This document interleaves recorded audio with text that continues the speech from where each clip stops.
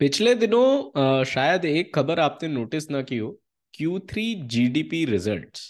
आज बात इसी की।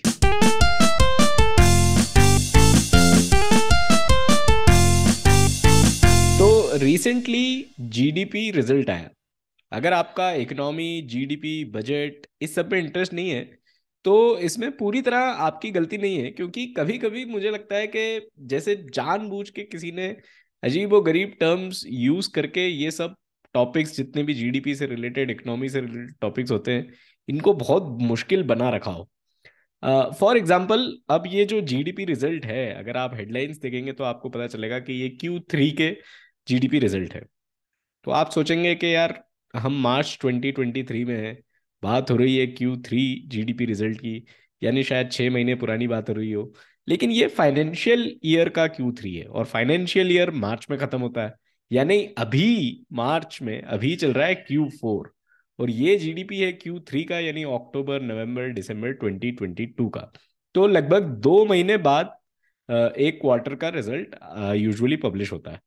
तो अब इन 3 महीनों में, अक्टूबर, नवंबर, दिसंबर 2022 में, जीडीपी ग्रोथ रेट रहा 4.4%।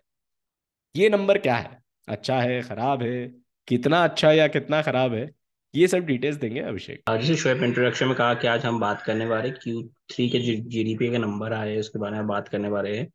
तो एक एक ब्रीफ में देखेंगे कि Q3 के जीडीपी नंबर क्या रहे हैं। और उसके बाद हम आगे की बात करेंगे कि आगे का फोरकास्ट क्या है। कि पहले ये जीडीपी नंबर क्या है, इसके क्या समझना चाहिए, और आगे का फोरकास्ट क्या है, वो ज़्यादा जरूरी है कि आगे की बात कैसी है। पिछले कुछ सालों में हमने देखा है कि हमारी जीडीपी ड्यू टू कोविड हो या रशिया यूक्रेन वॉर हो, हमारी या पूरी दुनिया की जीडीपी पे इसका असर पड़ा था। जो ग्रोथ रेट था, पूरी दुनिया की ही जीडीपी ग्रोथ रेट पे असर पड़ा था। पिछले कुछ क्वार्टर्स हम रिकवर कर रहे थे, तो ये क्वार्टर के जीडीपी रिजल्ट कैसे रहे, वो हम बात करते हैं आज। जैसे शोएब ने कहा कि इस क्वार्टर की जो जीडीपी, दिसंबर में जो क्वार्टर खत्म हुआ है, यानी Q3 फाइनेंशियल ईयर, यानी अक्टूबर, नवंबर, दिसंबर का जो क्वार्टर खत्म हुआ है, उसमें हमारी जीडीपी ग्रोथ रेट थी 4.4%। उसके पहले हम बात करें सितंबर का जो क्वार्टर था, यानी जुलाई, अगस्त, सितंबर, उसमें हमारी जीडीपी ग्रोथ थी 6.3%। और उसके पहले का जो फर्स्ट क्वार्टर था, Q1, उसकी बात करें, यानी कि अप्रैल मई जून की, तो उसमें 13.2% का था। ये जो जीडीपी की ग्रोथ रेट रहती है, ईयर ऑन ईयर बेसिस पे रहती है, यानी कि पिछले साल उस सेम क्वार्टर में हमारी ग्रोथ कितनी जीडीपी थी, उससे हमने कितनी ग्रोथ की है। तो जैसे हमें सबको पता है कि जो पिछला Q1 था 2021 का, अप्रैल मई जून का, वो सेकेंड वेव का था, तो हमारी जीडीपी ग्रोथ रेट कम थी, बेस ईयर कम था। तो इसलिए हमारी ग्रोथ रेट 13.2% दिख रही है फर्स्ट क्वार्टर में। उसके बाद सितंबर में 6.3, और इस बार दिसंबर में 4.4% हुई है। हमने पहले भी जब जीडीपी की पे जो हमने बात की है, हमने बताया कि जीडीपी के बेसिकली जो कैलकुलेट की जाती है, उसके चार कंपोनेंट होते हैं। पहला होता है कि आप और हम कितना खर्च कर रहे हैं, जिसको बोलते हैं प्राइवेट फाइनल कंजम्पशन एक्सपेंडिचर, यानी आम लोगों ने कितना खर्च किया है। वो है 2.1% इस क्वार्टर में। उसके बाद जो होता है गवर्नमेंट एक्सपेंडिचर, की गवर्नमेंट ने कितना कम किया है, तो इस बार इस क्वार्टर में जो गवर्नमेंट एक्सपेंडिचर है, वो नेगेटिव, थोड़ा सा नेगेटिव है, साइडली नेगेटिव है, -0.8%। ये इसलिए हो सकता है क्योंकि लास्ट ईयर का बेस ज्यादा था, क्योंकि कोविड ईयर था, तो गवर्नमेंट ने ज्यादा खर्च किया था। उसके बाद होता है कि जो प्राइवेट इन्वेस्टमेंट कितना है, कंपनी से कितना इन्वेस्ट किया है, वो देखा जाए तो वो 5.5% है। और उसके बाद होता है नेट ऑफ एक्सपोर्ट इम्पोर्ट, यानी हमने कितना एक्सपोर्ट किया, कितना इम्पोर्ट किया, उसका नेट कितना आया है, वो एक चौथा कंपोनेंट होता है। तो ये बेसिकली चार कंपोनेंट होते हैं जीडीपी में। इस बार अगर देखें कि ये जो 4.4 आया है, उसका कम होने का एक रीजन ये है कि प्राइवेट फाइनेंस जो कंजम्पशन है, यानी आप और हमने जो खर्च किया है, वो कम किया है, वो 2.1 है। अगर हम प्रीवियस क्वार्टर से देखें, इसके प्रीवियस जो सितंबर क्वार्टर खत्म हुआ था, उसमें 8.8 था, उसके पहले 20% था, मार्च में 4.7 और दिसंबर में 10.5 था। तो थोड़ा प्राइवेट एक्सपेंडिचर, जो लोग मार्केट में जाके खर्च कर रहे हैं, वो थोड़ा सा कम हुआ है। इसके मल्टीपल रीजंस हो सकते हैं। एक रीजन ये हो सकता है कि पिछले जब क्वार्टर्स में जब देखे, जब कोविड ईयर थे, तो ब्याज दरें काफी कम थी, सस्ते में लोन मिल रहा था, लोगों ने लोन लेके काफी खर्च किया था। अब इन्फ्लेशन बढ़ने की वजह से आरबीआई ने पिछले कुछ समय से ब्याज दरों में बढ़ोतरी की है, तो जिस वजह से लोन मिलना महंगा हो गया है, तो उस वजह से लोग लोन लेके खर्च करना कम कर रहे हैं।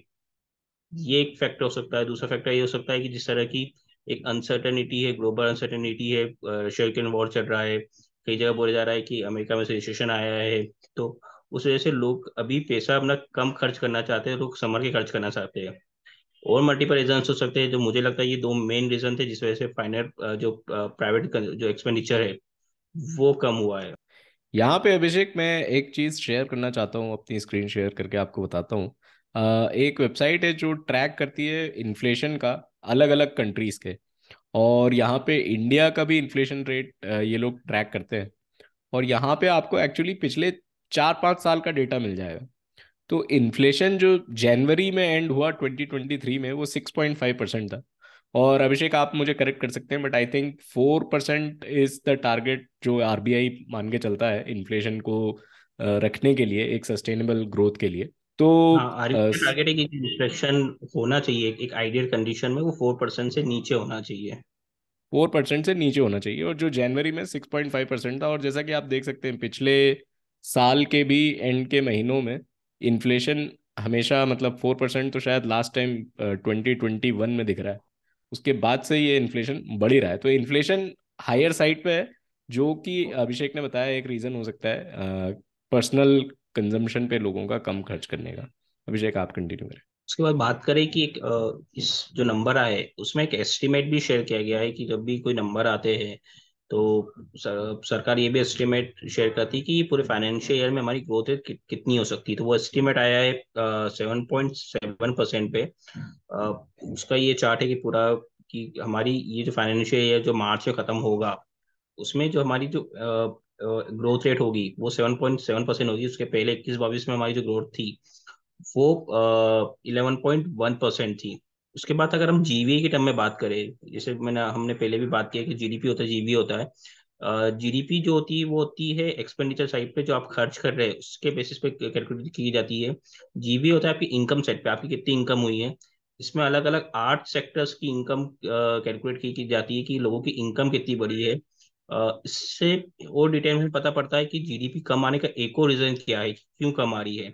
ये जो लास्ट आप एक कॉलम देख रहे हैं जो कि एक एस्टीमेट है कि जिसमें पता गवर्नमेंट एस्टीमेट निकालती है कि हर बार कि जो हमारा ये साल खत्म होगा उसमें हमारी ग्रोथ कितनी रहेगी। तो जो 22-23 का एस्टीमेट है उसमें देखे तो एग्रीकल्चर जो और फिशिंग जो इंडस्ट्री है उसकी गवर्नमेंट ने जो ग्रोथ एक्सपेक्ट की वो 3.3% है।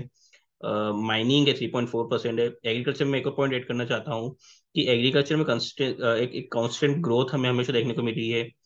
जब कोविड था, जब कोविड का जब फर्स्ट वीक का जो क्वार्टर था जिसमें जब -23% की नेगेटिव ग्रोथ थी हमारी, उसमें भी एग्रीकल्चर सेक्टर था वो पॉजिटिव ग्रोथ कर रहा था।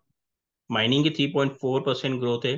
पर जो सबसे कंसर्न एक हो सकता है वो हो सकता है मैन्युफैक्चरिंग सेक्टर, जिसमें एस्टिमेट किया गया है कि इसमें ग्रोथ 0.6% रह सकती है, जो कि काफी कम है। इसके पहले देखे जो प्रीवियस ईयर था उसमें 11.1% की डबल डिजिट ग्रोथ थी, जो काफी अच्छी ग्रोथ थी। इसका एक रीजन ये भी था कि एक हो सकता है कि बेस प्रीवियस ईयर का बेस कम हो, पर तब भी डबल डिजिट ग्रोथ काफी अच्छी थी। पर इससे 0.6% की ग्रोथ मैन्युफैक्चरिंग में देखने को मिली, यानी कि मैन्युफैक्चरिंग में से कहीं ना कहीं प्रेशर आ रहा है। जिस तरह की ग्रोथ मैन्युफैक्चरिंग इंडस्ट्री में होनी थी उतनी नहीं हुई है। कंस्ट्रक्शन में 9.2, होटल्स में 9.1, फाइनेंशियल रियल एस्टेट इसमें 14.2% की ग्रोथ हुई है। तो कहीं ना कहीं मैन्युफैक्चरिंग एक एक एक कंसर्न है, सेक्टर है। गवर्नमेंट ने काफी कोशिश की है, चाहे वो मेक इन इंडिया इनिशिएटिव हो या परफॉर्मेंस लिंक इंसेंटिव जो स्कीम है गवर्नमेंट की वो हो। काफी कोशिश की जा रही है, पर तब भी मैन्युफैक्चरिंग इतनी इतनी तेजी से ग्रोथ नहीं कर रहा है। मैन्युफैक्चरिंग क्यों नहीं ग्रोथ कर रहा है, तो इसके भी बेसिकली दो रीजन हो सकते हैं। जैसे हमने कहा कि लोग कंजम्पशन कम कर रहे हैं, लोग एक्सपेंडिचर कम कर रहे हैं। तो एक लोकल फैक्टर है, अगर हमारे मार्केट में लोग कम चीजें खरीदेंगे तो ऑब्वियस है कि कंपनी से वो भी कम मैन्युफैक्चरिंग करेगी। दूसरा एक इंटरनेशनल फैक्टर हो सकता है कि एक पूरे दुनिया में एक ग्रोथ स्लो डाउन है या रिसेशन है, तो एक्सपोर्ट की इतनी डिमांड नहीं आ रही है। तो इन दो मेन रीजन से मैन्युफैक्चरिंग पे एक प्रेशर है, जिससे कि इसीलिए ये एस्टिमेट किया गया है कि इस साल हमारा जो मैन्युफैक्चरिंग है वो 0.6% से बढ़ेगा। अब ये तो हो गए नंबर, अब आगे का क्या फोरकास्ट, यानी आगे की क्या है संभावना कि हम किस तरह से ग्रोथ करेंगे। इसमें दो तीन चीजें मैं ऐड करना चाहता हूँ कि हमारे लिए हाई ग्रोथ रेट क्यों इंपॉर्टेंट है। अभी हमने 7.7% एक्सपेक्ट किया है, बट हमें आगे क्यों एक एक तेजी से एक ग्रोथ करना है। बेसिकली हम कंपेयर करते हैं दुनिया के अदर देशों से, कंपेयर करते हैं कि चाइना की ग्रोथ सबसे कम है, चाइना की भी कम हुई है, यूएस की भी कम हुई है। एट प्रेजेंट अगर हम नंबर देखें, जो ग्रोथ रेट देखें, तो सभी बड़ी डेवलपिंग कंट्री या डेवलप कंट्री में हम सबसे तेजी से ग्रोथ कर रहे हैं। पर एक पॉइंट ये भी है कि हम यूएस और चाइना से कंपेयर करते हैं तो उनका बेस भी काफी बड़ा है। वो जिस बेस पे बढ़ते हैं, अगर वो 2% से 1% से भी बढ़ रहे हैं, तो वो बेस काफी बड़ा होने से जो एक्चुअल ग्रोथ हुई है उनकी, वो काफी बड़ी है। दूसरा, हमारी पॉपुलेशन देखे, जितनी हमारी पॉपुलेशन की साइज है, उसमें देखिए हमारी पर कैपिटा इनकम अभी भी कम है। अ, अगर कई अनऑथराइज सोर्सेज के अकॉर्डिंग, अभी कुछ समय पहले हमने पॉपुलेशन में चाइना को पीछे छोड़ा, अभी आज के समय हमारी पॉपुलेशन दुनिया में सबसे ज्यादा है। तो इतनी बड़ी पॉपुलेशन के लिए हाथ में पैसा देने के लिए हमें ग्रोथ भी काफी चाहिए, ताकि सभी का जीवन स्तर सुधर सके। एक जो पर कैपिटा इनकम होती है, वो एक ज्यादा हो सके। आगे का जो फोरकास्ट है उसकी बात करें तो अभी जब बजट आया था, उसमें बजट के पहले एक इकोनॉमिक सर्वे एक प्रेजेंट होता है, जो कि सरकार के चीफ इकोनॉमिक एडवाइजर रहते हैं, वो बनाते हैं। उसमें एक काफी इंटरेस्टिंग बात उसमें कही गई थी कि आने वाले साल में इंडिया की ग्रोथ काफी अच्छी हो सकती है। उसमें यह भी माना है कि हमने पिछले कुछ सालों में एक अपॉर्चुनिटी मिस की है, कि हम काफी तेजी से बढ़ सकते थे, हम नहीं बढ़े हैं। उसके दो कारण बेसिकली उसमें बताया गया था। एक तो कोविड की वजह से जो पूरी दुनिया की अर्थव्यवस्था पर असर पड़ा था वो, और दूसरा जो अभी पिछले एक साल से जो रशिया यूक्रेन युद्ध चल रहा है, उस वजह से अब पूरी दुनिया की ग्रोथ कम हुई, इस वजह से इंडिया की भी ग्रोथ कम हुई है। इसमें दो फैक्टर और हो सकते हैं, कई लोग कहते हैं कि दो फैक्टर और है। पहला है कि जीएसटी इम्प्लीमेंटेशन, जिस तरह जीएसटी इम्प्लीमेंट हुआ था, उसका कहीं ना कहीं ग्रोथ पे असर पड़ा था। बट मैं जीएसटी को इतना बड़ा एक फैक्टर नहीं मानता, क्योंकि एक बड़ा रिफॉर्म था। कुछ भी बड़ा रिफॉर्म लाते हैं तो उसका आपकी अर्थव्यवस्था पे काफी असर होता है। तो जीएसटी एक अगर आप कंसीडर करें, तो जीएसटी को आप जिसे जीएसटी लागू हुआ था, उसको अगर छोड़ दे, तो एक और फैक्टर है जो नोटबंदी था, डिमोनेटाइजेशन था। उससे हमारी ग्रोथ को एक काफी असर पड़ा था, क्योंकि काफी एक जो बड़ी ऑर्गेनाइज इंडस्ट्री है या रूरल मार्केट है, जहाँ पे पूरा नकदी में ट्रांजेक्शन होता है, तो उस वजह से एक अर्थव्यवस्था पे असर पड़ा था। उसी रिपोर्ट में ये कहा गया था कि हमारी जो सबसे अच्छी ग्रोथ रेट रही है अभी तक, वो 2003 से 2007 तक रही है। और हम इसी ग्रोथ, जो ग्रोथ थी हमारी 3 से 7 तक, उससे हम ज्यादा इस बार ग्रोथ करेंगे। हम सब जानते हैं कि 3 से 7 वो टाइम था जब हमने कंसिस्टेंट लगभग 8% के आसपास हमने हमारी जो ग्रोथ रेट थी, यानी काफी अच्छी तेजी से हम ग्रोथ बढ़ रहे थे। फिर उसके बाद 2008-2009 में सब प्राइम का क्राइसिस की वजह से पूरी दुनिया में एक स्लो डाउन आया। उसके बाद हमने बीच में 1-2 साल रिकवर किया, 8% की ग्रोथ रेट थी। बट इन सब एक्टिविटीज की वजह से, जो हमने कहा कि कोविड हुआ, नोटबंदी हुआ, जीएसटी हुआ, उसके पहले भी हमारी ग्रोथ देखे तो एक एक ग्रोथ में स्लो डाउन था। जिस तेजी से हम बढ़ सकते थे उस तेजी से नहीं बढ़ पा रहे थे, कई रीजंस की वजह से। तो एक ग्रोथ में स्लो डाउन था। अब आगे जाके ये एक्सपेक्ट किया जा रहा है कि हमारी ग्रोथ वापस अच्छी होगी। जिस तरह की हम कंसिस्टेंट ग्रोथ 2003 से 2007 में दिखा रहे थे, उससे बेहतर ग्रोथ दिखा सकते हैं। अब ये ग्रोथ दिखाने के सबसे बड़ा चैलेंजेस क्या है? जैसे कि अभी हमने शो में एक स्लाइड दिखाई कि इन्फ्लेशन। इन्फ्लेशन सबसे बड़ा चैलेंज है, चाहे वो हमारा लोकल फैक्टर हो या इंटरनेशनल फैक्टर हो। इंडिया की, जैसे शोएब ने बताया, कंसिस्टेंटली हमारा इन्फ्लेशन 5-6% के आसपास बना हुआ है। तो जब तक हाई इन्फ्लेशन रहेगा, आरबीआई रेट ऑफ इंटरेस्ट बढ़ाता रहेगा, या हाई बढ़ाएगा नहीं, तो जो भी ज्यादा रेट ऑफ इंटरेस्ट है वो ज्यादा रहेगी। अगर रेट ऑफ इंटरेस्ट ज्यादा रहेगी, तो आम लोगों को जो कर्ज है वो महंगा मिलेगा, चाहे होम लोन हो, चाहे व्हीकल लोन, कार लोन हो, चाहे टू व्हीलर लोन हो, किसी तरह का लोन हो, वो कम मिलेगा। तो लोग कम खर्च करेंगे। दूसरा, जो इंडस्ट्रीज है, उनको भी इन्वेस्टमेंट करने के लिए अगर जो बैंक से लोन रहती है कई तरह के, वो महंगे मिलेंगे। तो एक हाई रेट ऑफ इन्फ्लेशन एक एक एक एक एक चिंता का विषय है, कि जो हमारी ग्रोथ को इफेक्ट कर सकता है। ग्लोबली भी देखें तो ग्लोबल अमेरिका की जैसे बात करें, अमेरिका सबसे बड़ी इकोनॉमी है। अमेरिका की बात की जा रही है, अमेरिका में भी काफी ज्यादा रेट ऑफ इंटरेस्ट काफी बढ़ रहा है, क्योंकि इन्फ्लेशन काफी हाई है। अभी जैसे फेड की मीटिंग हुई थी 15 दिन पहले, तो उसमें यही कहा जा रहा था कि अभी जैसे उन्होंने बढ़ोतरी की है 25 बेसिस पॉइंट की, वहाँ पे भी वहाँ के रेट्स में। वो पहले माना जाता है कि ये साल में केवल एक बार हो सकता है, जून तक वहाँ पे रेट एक बार 25 बेसिस पॉइंट बढ़े। बट अब ये माना जा रहा है कि साल के अंत तक 2 बार और रेट बढ़ सकते हैं। यानी कि ये साल पूरा दिसंबर तक अमेरिका में एक्सपेक्ट किया जा रहा है कि वहां पे भी इन्फ्लेशन हाई रहेगा, जिससे रेट ऑफ इंटरेस्ट बढ़ेगी। तो अगर पूरी दुनिया में इन्फ्लेशन हाई है तो उसका असर भारत में भी होगा, कि भारत में भी rate of interest higher side हो सकता है।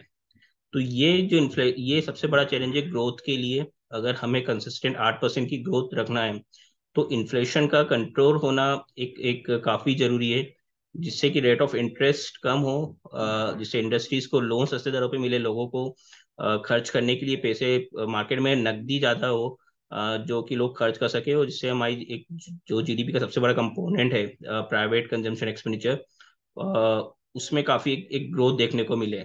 जिस तरह से अभिषेक बात कर रहे थे, तो मुझे भी दो पॉइंट बात करने के आए। एक तो ये कि हाई ग्रोथ हमारे लिए क्यों इम्पोर्टेंट है।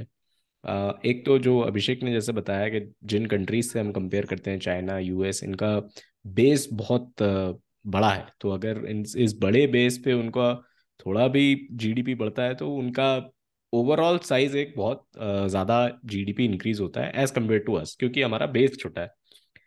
दूसरी बात यहाँ पे ये आती है कि जो पॉपुलेशन हमारी इतनी ज़्यादा है, अ, और बेस भी छोटा है, पॉपुलेशन से एक बात निकल के आती है, वो है वर्किंग एज पॉपुलेशन। हमारे यहाँ यंग लोग बहुत ज़्यादा है।